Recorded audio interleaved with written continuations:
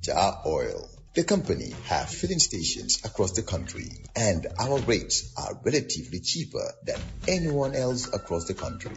Jar Oil is the biggest producer and distributor of cement in the country with the most competitive prices in the market.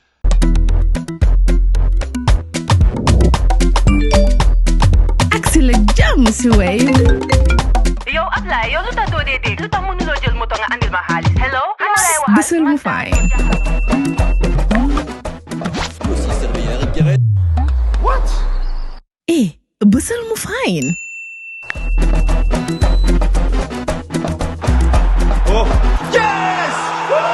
Wave Axina Gambia. Deposit and withdraw money, pay bills and buy mobile credit without fees. Transfer money wherever in the country for only 1% fee. Ak Wave. Bësal mu fine. Wave. Your money is yours. A very good morning to you on Thursday, the 4th of September 2025. It's 8 a.m. in the Gambia and therefore coffee time on West Coast Radio with me, Peter Gomez, backed by Wave the Gambia and Jar Oil. Our guest is the Minister of Foreign Affairs, International Cooperation and Gambians Abroad, Siring Modunjai. And usually on Thursdays, all ministers attend a cabinet meeting with the President and Vice President. And therefore, in accepting his invitation to our platform, Honorable Njai asked to start at 8 a.m. and be allowed out by 9 a.m.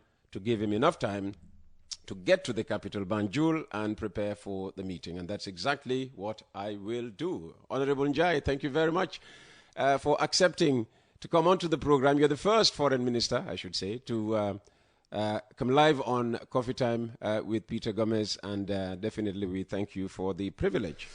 Thank you very much, my brother Peter. Thank you for having me, and thank you also for the invitation as well.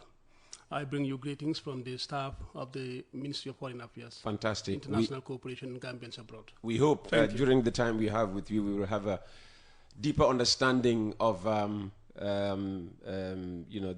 evolving role of the Ministry of Foreign Affairs, International Cooperation and Gambians Abroad under your stewardship, and how the ministry is navigating global partnerships in a changing landscape. But to start with, it's been just under 2 months since your appointment. How have you tried to reshape the Gambia's foreign policy? And start off by explaining what that policy actually is. Thank you for the opportunity again. The Gambia foreign policy has been here for a while now. I think the first foreign policy document that was established was in 1965, 17th of May. That was also, the year when Gambia, attained independence. Mm-hmm. So you can see that the foreign policy has been there. And now what we are trying to do at the Ministry of Foreign Affairs is to revise and review, our foreign policy document. The Gambia foreign policy is usually anchored or is carved within the framework and the purposes and the principles of the charters of the United Nations and also the African Union.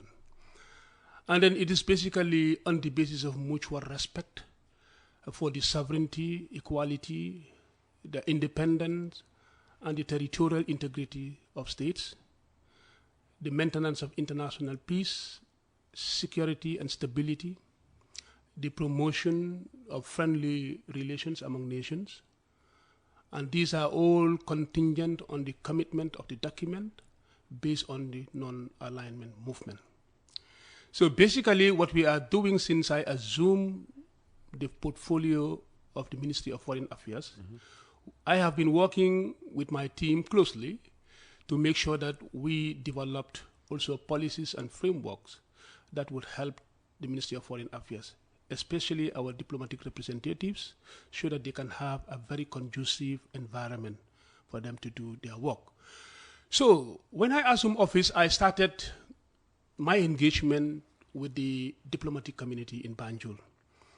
These are ambassadors, consul generals that are accredited to this country. In fact, I heard you when you were talking to Dr. Cisse that I just assumed office and I am hosting a breakfast meeting. That was good. That was a mechanism of engagement between the Ministry of Foreign Affairs and the diplomatic community in Banjul, which was very important. So the breakfast meeting essentially was to give them my strategic vision and direction. Allow them the opportunity to be with us and know what we are doing. Currently also we are developing something that is very important we call Diplomatic Guide to Missions in Banjul. Wherever you go, you find these kind of documents that will guide the conduct of diplomats in the country. Whatever they need, there will be a place to find it. Whatever information they need, then they will go to the Ministry of Foreign Affairs and get these informations. Then they can now communicate back to their capitals. So currently, the Ministry of Foreign Affairs now is mandated with facilitating the smooth implementation of the National Development Plan's objectives. This is in line with trying to work with partners to make sure that we measure up to standards based on international relations and international diplomacy. At the ministry, we have 8 directorates. Allow me to name all of them. We have the Admin and Finance Directorate. We also have the African Affairs Directorate, American and United Nations Matters Directorate. We have the Asia and Pacific Region Directorate, Diaspora and Migration Directorate, the European Affairs Directorate, Middle East Directorate, Protocol and Conferences Directorates. These are the 8 directorates that are currently at the Ministry of Foreign Affairs. Some of the roles and functions that we do is promotion and the protection of the sovereignty and territorial integrity of the country through advocating for rule-based international order. We also promote and then protect the country's image abroad, internationally. We are also engaged in peace and security and also human rights activity representing the country abroad, and also foreign policy making and the implementation of that foreign policy. These are some of the things that we do at the Ministry of Foreign Affairs. Let me also talk about some of the policies and documents and also regulations and bills that we are now currently reviewing. In 2023, there was a foreign service regulation. This was done to review the 2012 draft. Currently, we are using the 2012 draft. So the review is now completed, and the document was validated by stakeholders. This was on April 28, 2025. And then this would be submitted to Cabinet for consideration. The another document, the FSR, is guiding the rules and the conduct of our foreign service officers, our diplomats that are now representing us abroad. The foreign service will address issues like their duties and postings. It will also address allowances, discipline, recruitment, appointments, transfer, privileges and immunities, their benefits, leaves, discipline and conduct, retirement or termination. That is, in a nutshell, what the Foreign Service Regulation is going to look at. There is also a Foreign Service Bill that currently we are now reviewing. This is going to be the law that will establish the management, the administration, and also the accountability and the functioning of the professional, cadre-oriented foreign service, officers within, the Republic here. This document will also feature other matters like the organizational structure at the level of the Ministry of Foreign Affairs. It will also be based on their conditions for establishing our missions abroad, where we feel that we can have representation. This is where we put all these things to be able to help us rationalize in the way we do our mappings, of our stations abroad. So Ministry is reviewing currently all these policies, and the next very important one also is the foreign service strategy. The strategy, if finalized, will enable the Ministry of Foreign Affairs to contribute to the development of the country in the medium and the long term. The plan was to do it in 2023, but then due to funding, gaps, we could not do it. But we are now working with our partners to have the strategy completed. We also have the posting policy. The posting policy will provide us with the framework for the rational deployment and the rotation of our foreign service, officers as well. And we have the scheme of service that is determined to create, the enabling environment, the duties and the functions, of each position and title within the cadre. There is another important policy that we are working on, that is the jurisdiction mapping of our missions abroad. This is key, very important. In the past, what used to happen is that sometimes you will see a station in Europe covering many stations in other jurisdictions, let's say in Asia, in Africa, in many other places. So the ministry thought it, wise to sit down and do another rationalization, a mapping of our missions, so that we can get the efficiency in making sure our diplomats abroad can work effectively and efficiently in terms of, where they cover, where they are accredited to. Because we cannot have missions in every country in this world. So we have decided to make sure that we lump them up and then assign a particular mission to look after that.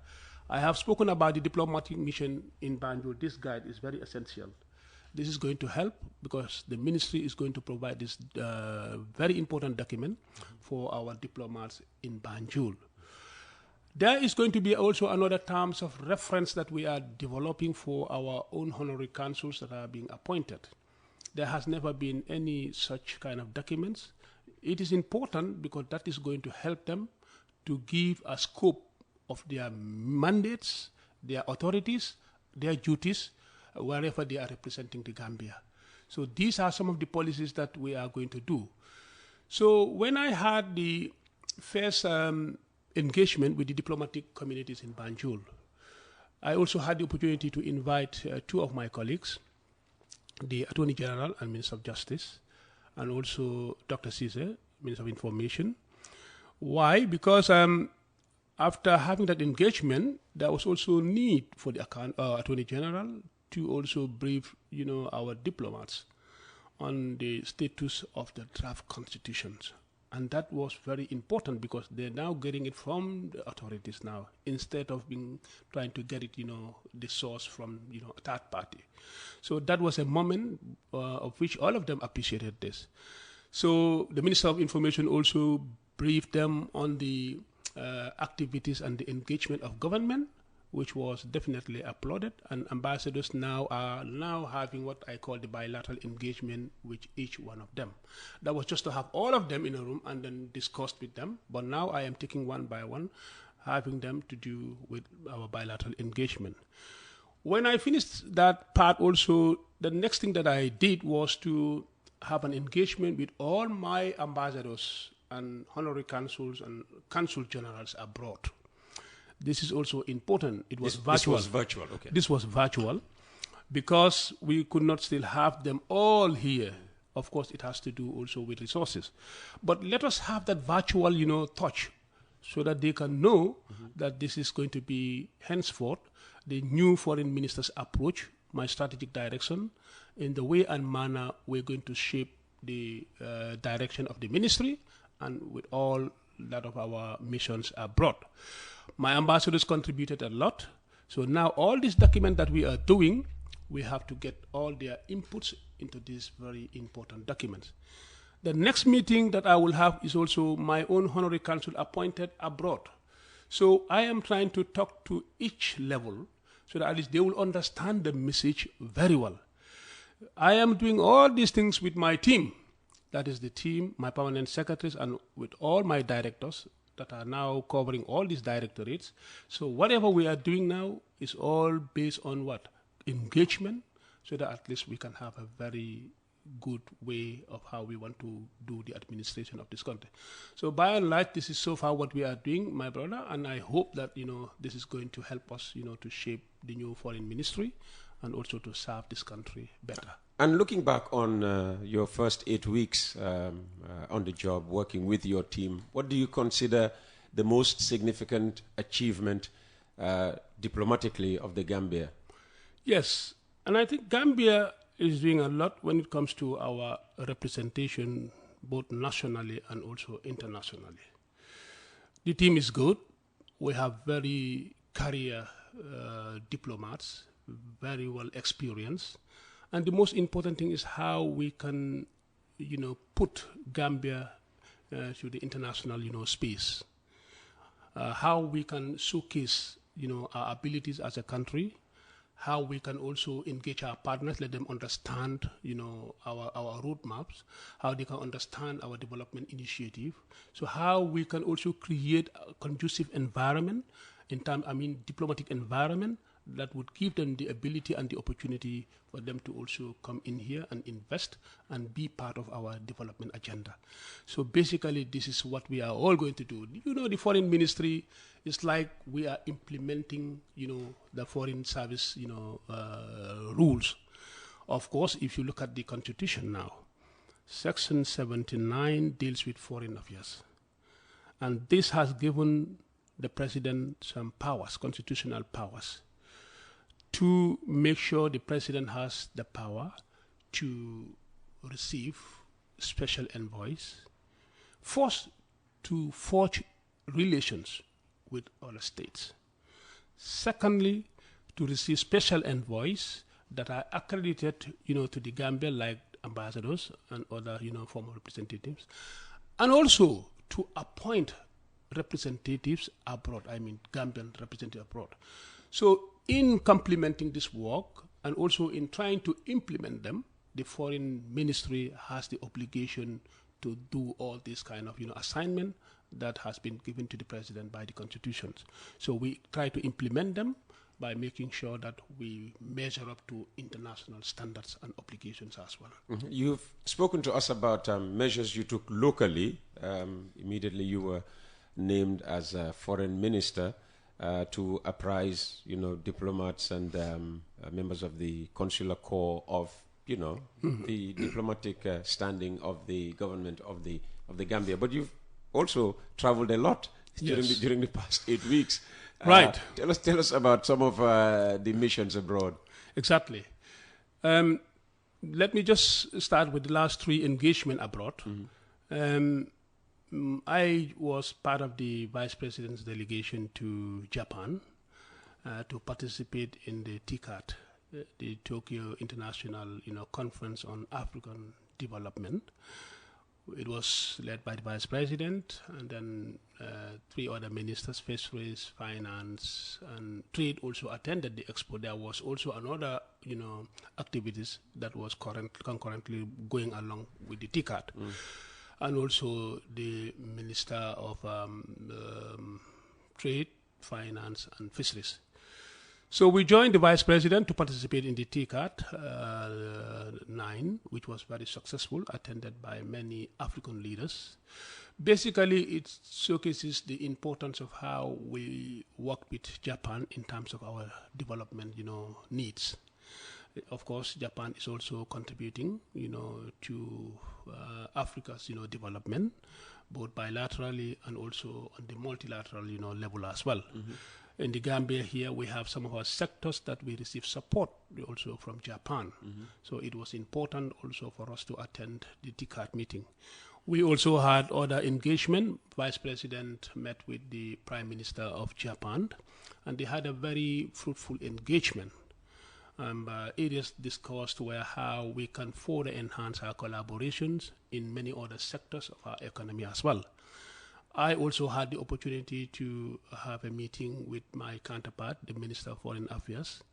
And then currently, Japan is also helping us to develop, what we call our Foreign Service Academy at the level of the Foreign Ministry. We are trying to build this. I have also had engagement with our retired diplomats. If you recall, Ambassador Ndour paid me a courtesy call, and he is now coordinating the that cohort of our retired diplomats. We are meeting with them. I think ministry has the vision and also the ambition to engage with our retired diplomats. They still have the stuff. They're still knowledgeable. They have the experience. We cannot just let them be like that. They are part of us. And now we are creating that kind of, cohort so that we will be engaging all the time. What the Foreign Service Academy is going to do, it will serve, as a center to train our junior cadre, our junior diplomats. Will it be standalone or part of the public service in fact, university? It's going to be part of the public service. In fact, when I raised this thing at cabinet, in fact, my brother, Professor Gomez, in fact, gave me very good, ideas as to how we can, go ahead. And this was important, especially when we want to do accreditation, when we want to do, issuing diplomats here and there. So it's going to be part of the public service, scheme, so which is important. But also getting lecturers is also another key area. Currently now, with the support we're getting from Japan, we are going to work on that to adjust it to a very good auditorium, side, where we can be having these kind of conferences and lecture rooms, and many other things will happen over there.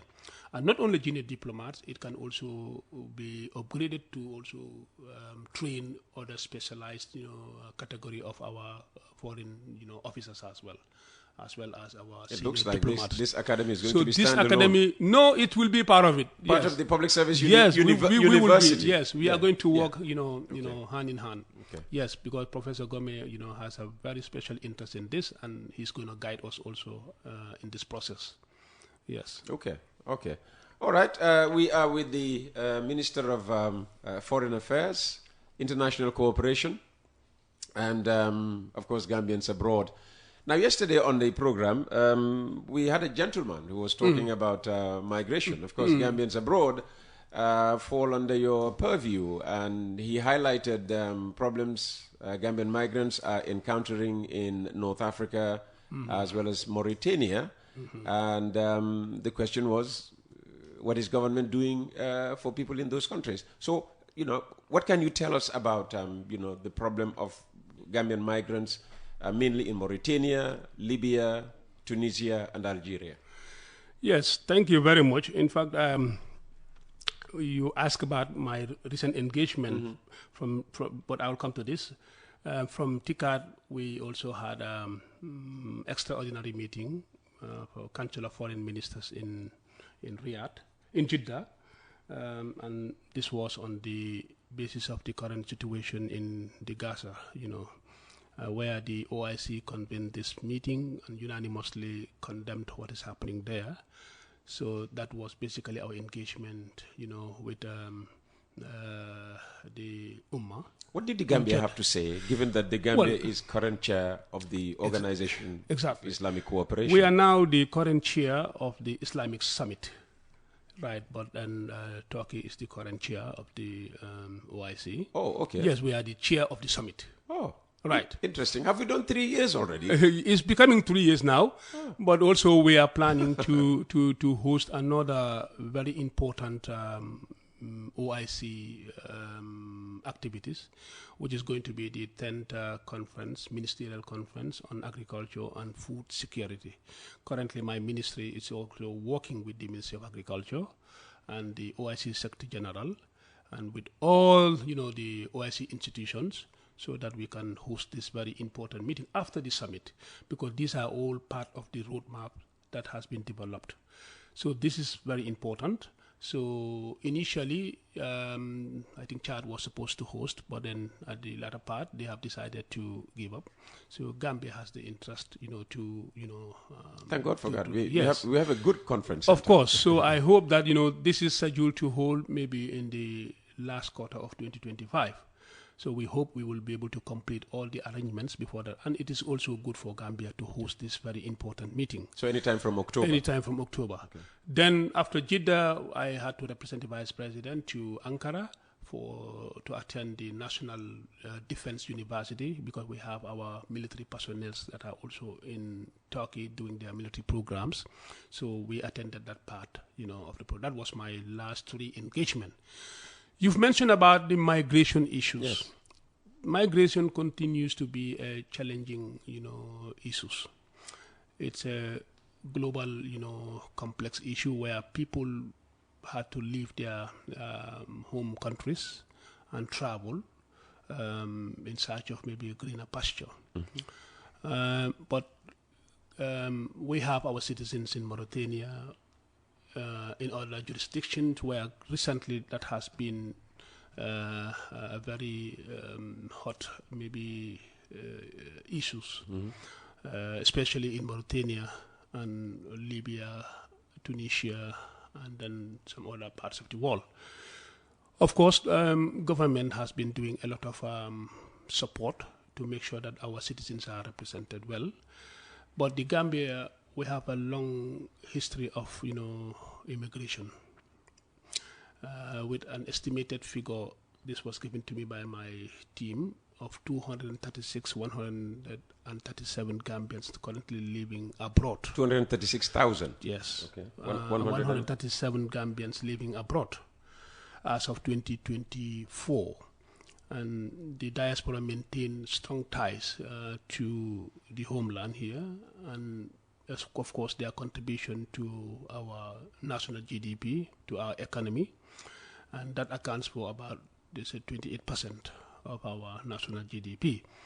So what we did was that there is a diaspora strategy that has been developed by my team, and then the strategy was first developed in 2018 and revised, document is from 2023 to 2027.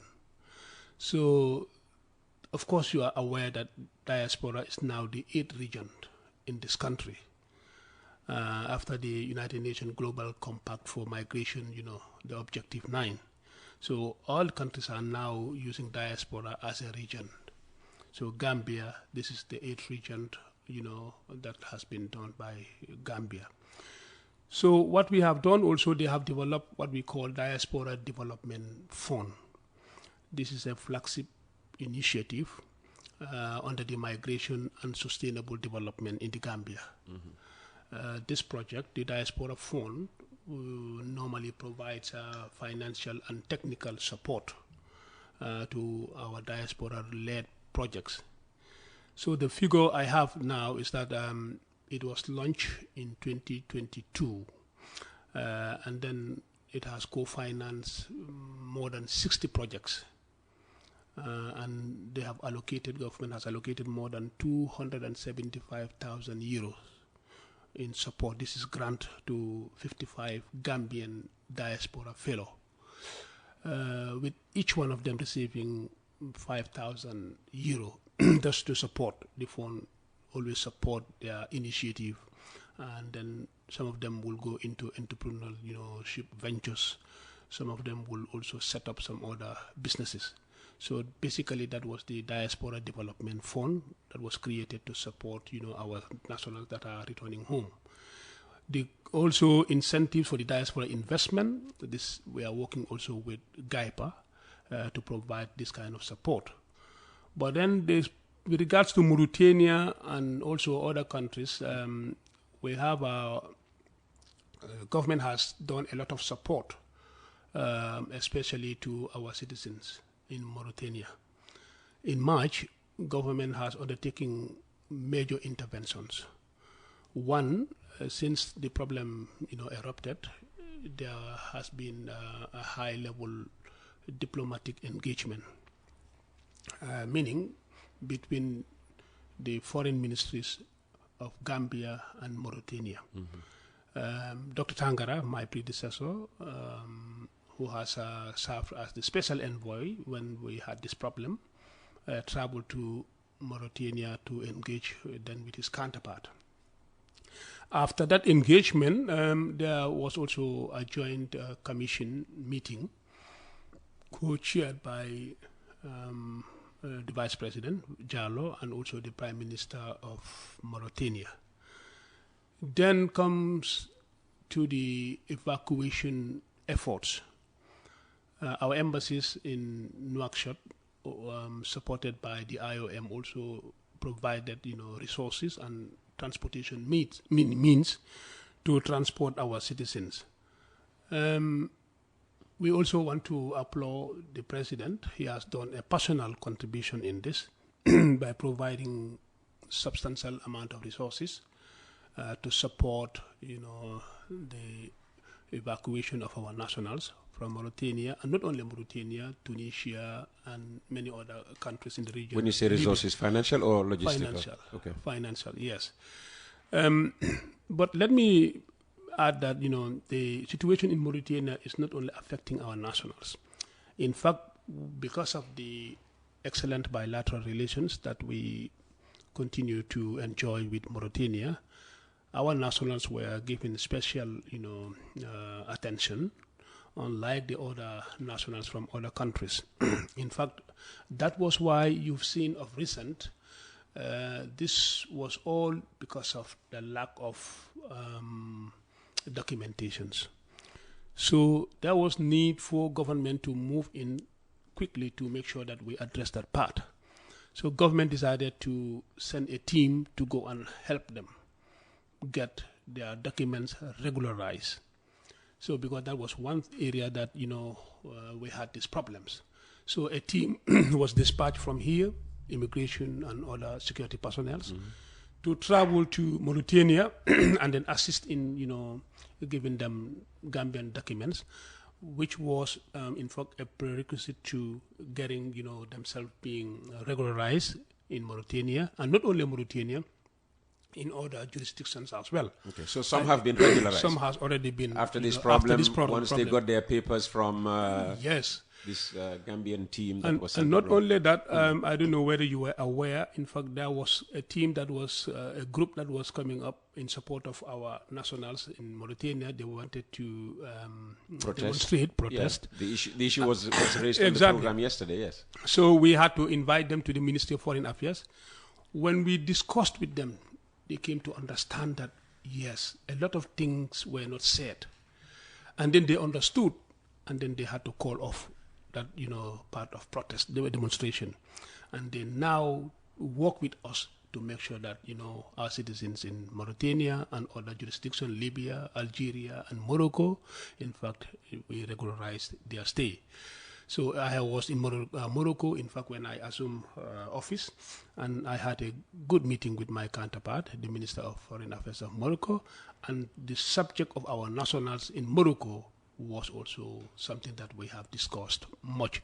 And Morocco is also giving us a special attention and recognition in terms of our relationship. So our citizens do have that kind of, understanding and recognition from the Moroccan, government as well. But what about the other North African countries, Libya, Algeria? Yes, in Libya also we have a very strong Gambian diaspora, and then we continue to work with authorities and with IOM. Usually in those kind of situations, it becomes difficult where we do not have our representation. So we always try to use the nearest, Gambian mission to look after some of those concerns. But then looking at also the political situation in some of these countries, it becomes very difficult. So all that we do, we try to use our missions and also our international partners to look after some of those problems. That was one of the complaints that came up yesterday, that Gambians in countries like Libya, Tunisia, and Algeria, they find it difficult to access any consular help. Yes. And when they try to reach out to the foreign ministry here in Banjul, they just run into walls. Oh, yeah, I don't know why it is difficult to reach out to the foreign ministry or our representations, abroad. But definitely, do we have them in Algeria? Do we have them in Tunisia? Do we have them in Libya? Yes, we don't currently. So what should a Gambian in any of these three countries do when they need help? Yes, the only way they can do is to reach out to the next mission close to those jurisdictions. Which is what? Morocco. Okay. Yes, Morocco is the mission that is now covering. Of course, you have. They can't turn to the Senegalese, for instance, since we have this of course bilateral, they can. We have a very good bilateral relationship with the Senegalese. They can turn to Senegal as well. Listen, we have a very long-standing, relations with Senegal, and usually in the diplomatic front, we do help one another. Sometimes we cover up. Let me tell you this. When I was going to Ankara, the Minister of Defense of Senegal wasn't able to participate in that. And then he called me. Then he was in Abuja attending the ECOWAS Mediation and Security Council meeting. He said, my brother, I cannot be in Ankara. But then you are going to Ankara, though you are not the foreign minister, but you are now representing the vice president. When you go, please, use the opportunity to be there for us. So it was like that. Yeah, then so I had the opportunity. Let's tell our compatriots in those countries where we don't have any diplomatic representation that if you need any consular help, diplomatic, whatever, go to the Senegalese. We can ask help from the Senegalese representation in the nearest, jurisdiction. But they will not also have the opportunity to provide them with documentations. What they can do is to provide them with some kind of resources, assistance, and then like that. Well, maybe or communicating on their behalf. Communication, because they are saying it's difficult to get through to Banjul and reach anybody. So, but if you get a phone call from your from my counterpart, foreign minister, for instance, that means that I have to take actions immediately. Yeah. But it should not be difficult to reach our own representatives abroad. I don't know why it is difficult, but I am also going to take note of this. And I will look into this matter, and it will be addressed very soon. All right.